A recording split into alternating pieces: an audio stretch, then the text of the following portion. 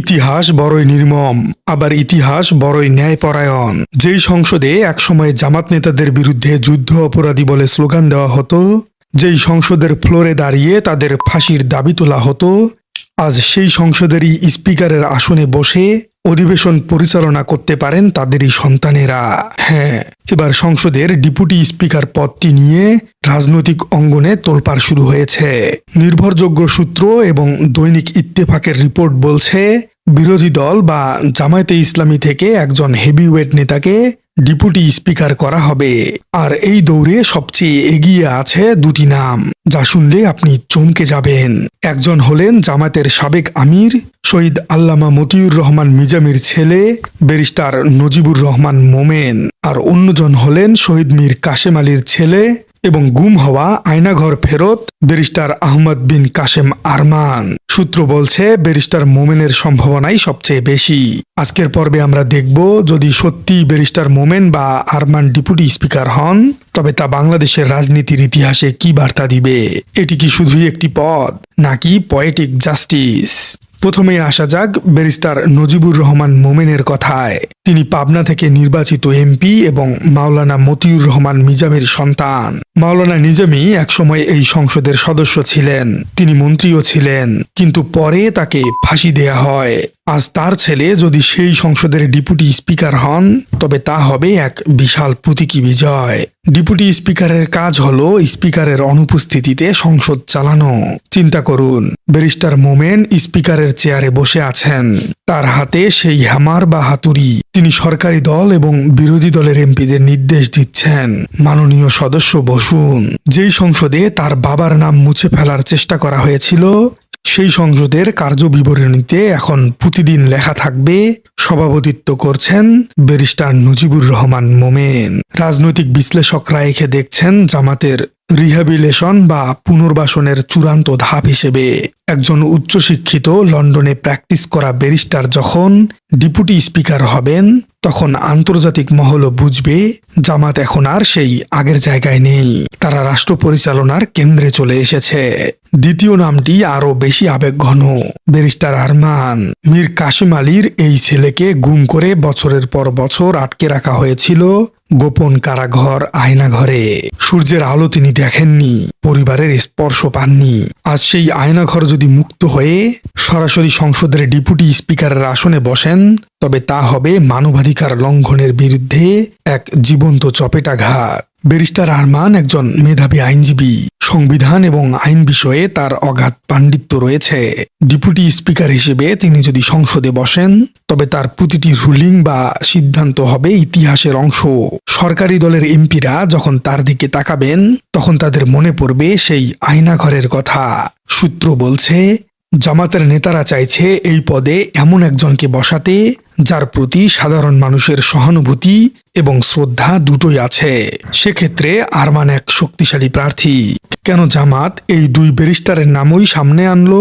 জামায়াতের নির্বাচন পরিচালনা কমিটির সভাপতি মাওলানা এটিএম মাসুদ বলেছেন, এখনো চূড়ান্ত সিদ্ধান্ত হয়নি, কিন্তু ভেতরের খবর হলো জামাত চাইছে সংসদে এই নিউট্রাল বা নিরপেক্ষ পদটিতে এমন কাউকে বসাতে যিনি আইন বোঝেন।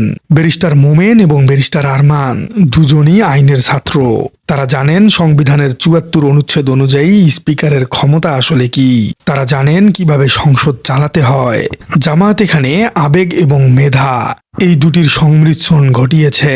তারা প্রমাণ করতে চায়, যাদের পরিবারকে ধ্বংস করার চেষ্টা করা হয়েছিল, তারাই আজ রাষ্ট্র গঠনের কারিগর। কিন্তু এই পদটি কি শুধু আবেগের, নাকি এর সাথে রাষ্ট্রের বিশাল ক্ষমতা ও প্রোটোকল জড়িত আছে? চলুন সেগুলো নিয়ে একটু আলোচনা করা যাক। অনেকেই মনে করেন ডেপুটি স্পিকার মানে স্পিকারের সহকারী, কিন্তু সংবিধান বলছে ভিন্ন কথা। বাংলাদেশের সংবিধানের ৭৪ অনুচ্ছেদ অনুযায়ী স্পিকারের অনুপস্থিতিতে ডেপুটি স্পিকারই হলেন সংসদের সর্বময় কর্তা। স্পিকার যখন দেশে থাকেন না বা অসুস্থ থাকেন, তখন ডেপুটি স্পিকার সম্পূর্ণ অধিবেশন পরিচালনা করেন। এই চেয়ারে বসে তিনি যা বলবেন সেটাই আইন। তিনি চাইলে প্রধানমন্ত্রীর মাইকও বন্ধ করে দিতে পারেন, যদি তা রুলস অফ প্রসিডিউরের বাইরে চলে যায়। সংসদে কোনো আইনি জটিলতা তৈরি হলে ডেপুটি স্পিকার যে রুলিং দেখাবেন, তা সুপ্রিম কোর্টের রায়ের মতোই মান্য হবে। ব্যারিস্টার মোমেন বা আরমান তারা দুজনেই যেহেতু আইনের ছাত্র, তাই তাদের রুলিংগুলো হবে অত্যন্ত শক্তিশালী ও আইনি ভিত্তি সম্পূর্ণ।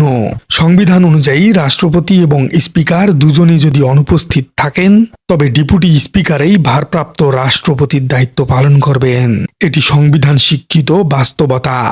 রাষ্ট্রীয় পদমর্যাদা ক্রম বা ওয়ারেন্ট অফ প্রেসিডিউর অনুযায়ী একজন ডেপুটি স্পিকার রাষ্ট্রের পূর্ণ মন্ত্রী বা ফুল মিনিস্টারের মর্যাদা ভোগ করবেন। ব্যারিস্টার মোমেন বা আরমান যদি এই পদে বসেন, তবে তারা কি পেতে পারেন চলুন একটু আলোচনা করা যাক। তারা পাবেন পতাকাবাহী গাড়ি এবং এসকর্ট, সংসদ ভবনের একটি চেম্বার, মিন্টু রোডের বাসভবন। এছাড়াও থাকছে পার্সোনাল স্টাফ এবং লজিস্টিক্স। এবার আসা যাক আন্তর্জাতিক অঙ্গনের আলোচনায়। জামাতে ইসলামীকে দীর্ঘদিন ধরে প্রতিপক্ষরা মৌলবাদী বা সেকেলে দল হিসেবে চিহ্নিত করার চেষ্টা করেছে, কিন্তু ব্যারিস্টার নজিবুর রহমান মোমেন বা ব্যারিস্টার আরমান দুজনই লন্ডনে পড়াশোনা করা, আধুনিক এবং উচ্চশিক্ষিত। ব্যারিস্টার আরমান আন্তর্জাতিক মানবাধিকার সংস্থাগুলোর কাছে অত্যন্ত পরিচিত মুখ, বিশেষ করে তার গুম হওয়ার ঘটনার পর থেকে। তারা যখন ডেপুটি স্পিকার হিসেবে বিদেশি কূটনৈতিকদের সাথে বৈঠক করবেন বা আন্তর্জাতিক পার্লামেন্টারি ইউনিয়নের সম্মেলনে বাংলাদেশের প্রতিনিধিত্ব করবেন, তখন বিশ্ব দেখবে এক নতুন জামাতকে।